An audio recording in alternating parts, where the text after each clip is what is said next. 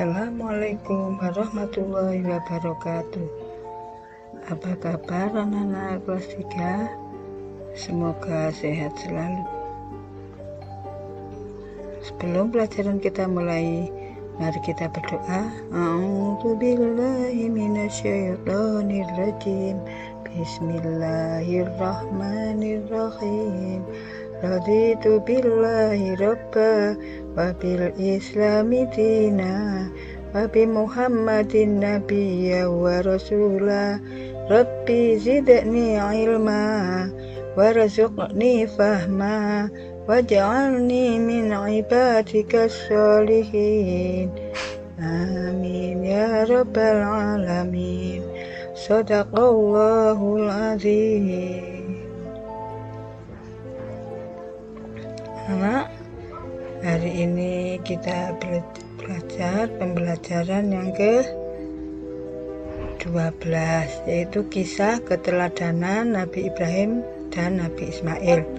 Kali ini subtema kisah keteladanan Nabi Ismail alaihissalam. Tema 2, kisah keteladanan Nabi Ismail alaihissalam.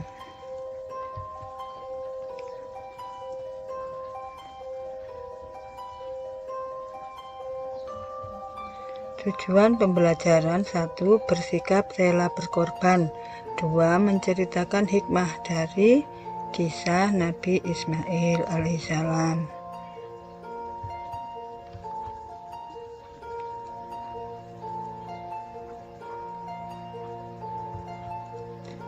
Kisah keteladanan kisah keteladanan Nabi Ismail alaihissalam. 1. Silsilah dan kelahiran Nabi Ismail alaihissalam. Nabi Ismail adalah putra Nabi Ibrahim bin Azar atau Tareh bin Tahur. Dilahirkan di Palestina, ibunya bernama Hajar. 2. Hajar dan Ismail hijrah ke Mekah.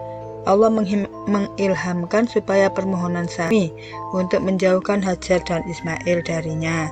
Nabi Ibrahim belum tahu mau pergi kemana. Nabi mengikuti unta berjalan. Ternyata unta berhenti di suatu tempat yang tandus, tidak ada air. Disinilah Nabi Ibrahim melepaskan Hajar dan Ismail yang sekarang disebut Mekah. Sangat berat mereka berpisah.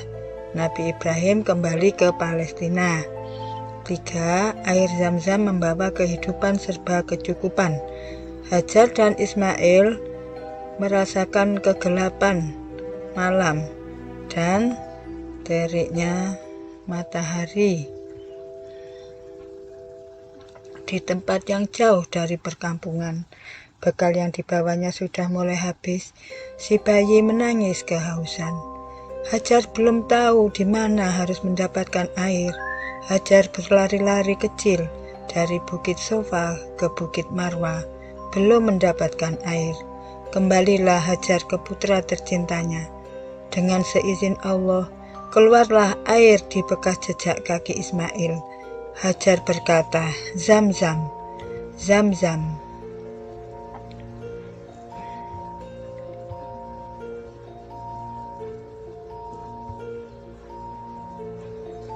Zam-Zam artinya berkumpullah air. Hanya air Zam-Zam, berbagai tumbuh-tumbuhan tumbuh dengan subur. Banyak kabilah yang membeli air ke Hajar dan banyak kabilah yang menetap tinggal bersama Hajar dan Ismail. Maka jadilah kampung yang subur. Kehidupan serba kecukupan bagi Hajar dan Ismail dengan bekerja beternak sampai ribuan ekor domba.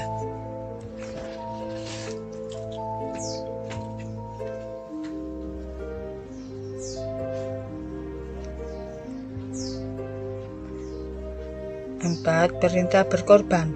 Pada hari Tarwiyah, Nabi Ibrahim menyampaikan mimpinya kepada Ismail. "Wahai Ismail, aku bermimpi mengorbankan kamu. Bagaimana pendapatmu?" Ismail menjawab, "Wahai ayahku, laksanakanlah apa yang telah diperintahkan Allah kepadamu. Engkau akan menemuiku, insya Allah, sebagai orang yang sabar dan patuh kepada perintah.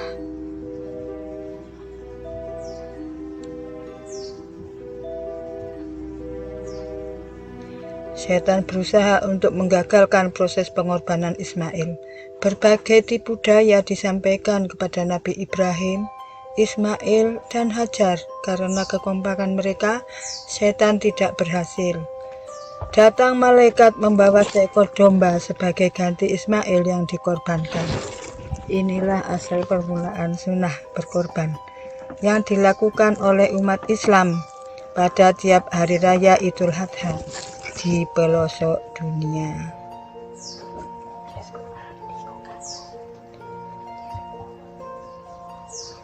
Lima, Nabi Ibrahim dan Nabi Ismail mendirikan Ka'bah atau Baitullah.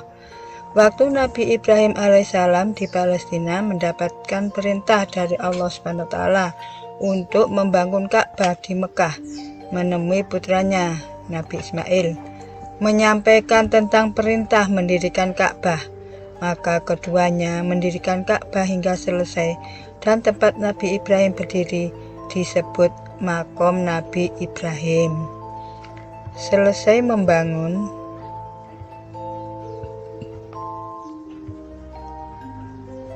Nabi Ibrahim berdoa supaya menjadi negeri yang aman dan memberi rizki kepada penghuni yang beriman.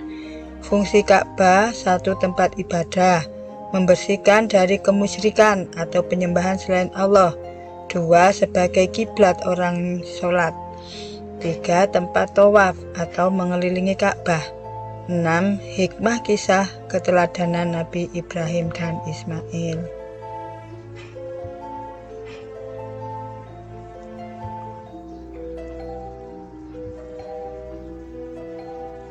Satu, beriman dan bertakwa kepada Allah SWT dalam segala aktivitas. Dua, ikhtiar, giat bekerja, tidak mudah putus asa, sabar dan teliti memutuskan tindakan dengan bermusyawarah. 3. Dermawan, suka berkorban, cinta kasih, suka menghormati orang lain, dan sosial yang tinggi. Sama membangun Ka'bah, asal mula ibadah haji dan berkorban.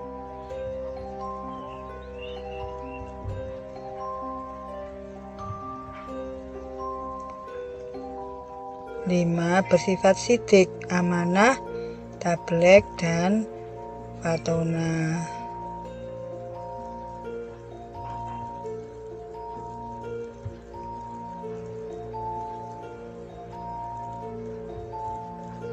Kesimpulan anak-anak,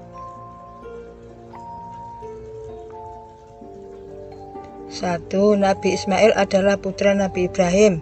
2. Dengan hentakan kaki bayi Ismail, maka keluarlah air sehingga terjadilah sumur Zam-Zam. 3. Pendiri Ka'bah adalah Nabi Ibrahim dan Ismail. 4. Ka'bah tempat umat Islam sedunia menunaikan ibadah haji. 5. Ka'bah sebagai kiblat orang sholat. 6. Ka'bah adalah tempat untuk beribadah. Nah, anak-anak, itulah pembelajaran dari Bu Hana.